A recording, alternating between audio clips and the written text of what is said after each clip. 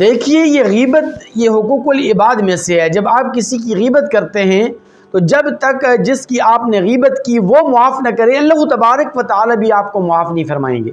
آپ 1000 مرتبہ استغفار کرتے رہیں، آپ صبح و شام استغفار کرتے رہیں،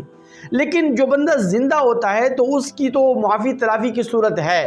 یعنی زندہ آدمی کی اگر آپ نے غیبت کی تو اس کی معافی کی صورت ممکن ہے کہ جب بھی آپ کو وہ ملے، کسی بھی موقع پر آپ سے وہ ملاقات کرے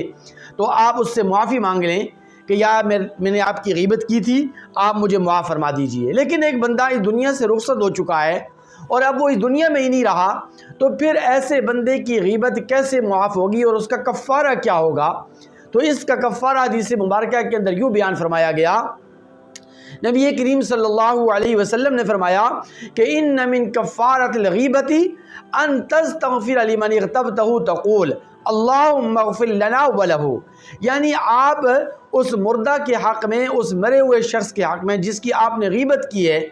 جس سے آپ کی ملاقات بھی ممکن نہیں ہے، معافی تلافی ممکن نہیں ہے، تو آپ اللہ تبارک و تعالی سے اس کے لیے دعائے مغفرت کریں، اس کے لیے استغفار کریں، اس کے لیے ایصال ثواب کریں، تو امید واسق ہے کہ جب یہ ایصال ثواب اور آپ کا استغفار اس تک پہنچے گا تو وہ آپ کو معاف کر دے گا۔ کیونکہ غیبت یہ حقوق العباد کا معاملہ ہے، حقوق اللہ کا معاملہ نہیں ہے۔ اگر حقوق اللہ کا معاملہ ہوتا تو پھر تو توبہ سے معاف ہو جاتا، لیکن یہ حقوق العباد کا معاملہ ہے۔ جب تک کہ